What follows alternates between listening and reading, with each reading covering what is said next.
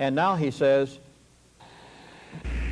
so it doesn't need very many foreign nations to agree to the IMF's proposals for the total volume of money owed to equal the total volume of money on deposit from the Saudis. In fact, only 1/5 of the total debts, I'm sorry, 1/20th of the total debts will do that, 5%. The resultant collapse of the second group of holding companies will precipitate the Saudis and the Kuwaitis liquidation of assets.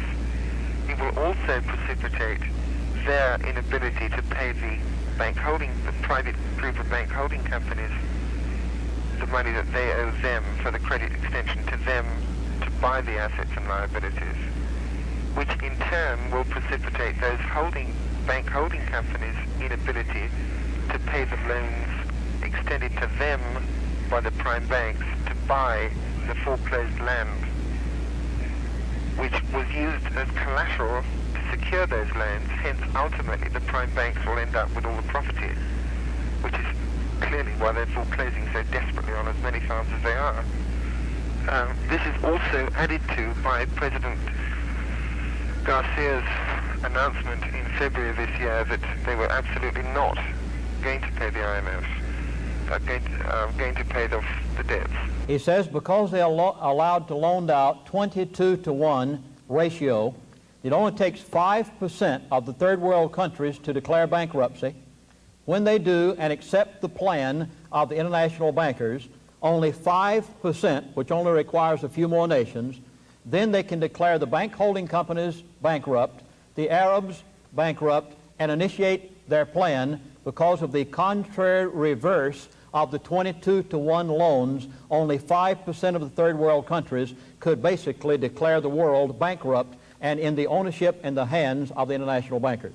When this program is initiated and in place, it will wind up with the international bankers owning all mortgaged property. What will that do to the United States of America and the world? And what control will they have when they initiate their debit card and their automatic number that's required because the country is devastated? You notice that all of this is to their advantage because now they will own the majority of the United States of America, control the Arabs, and by a 30-year program of manipulation will have brought the peoples of the world under their control. Just today, I was told that Congressman George Hansen said to a gentleman who is in the audience tonight, only last week, that we have less than 1 year to inform the American people and turn this situation around, or we can consider ourselves forever slaves. Now, I know it looks like a bleak picture, but it's not, because you're here tonight.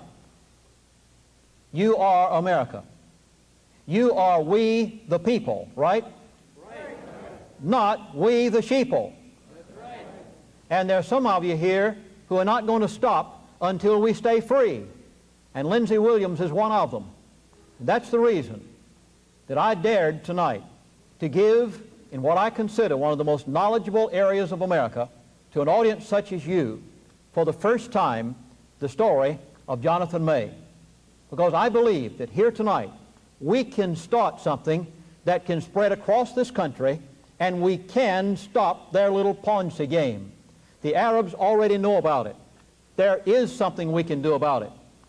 John Bergen, the very elite businessman in Minneapolis, Minnesota, was so disturbed when he heard this, and he was so moved until he took 1 full week out of his busy schedule managing a large firm and went to Washington himself personally.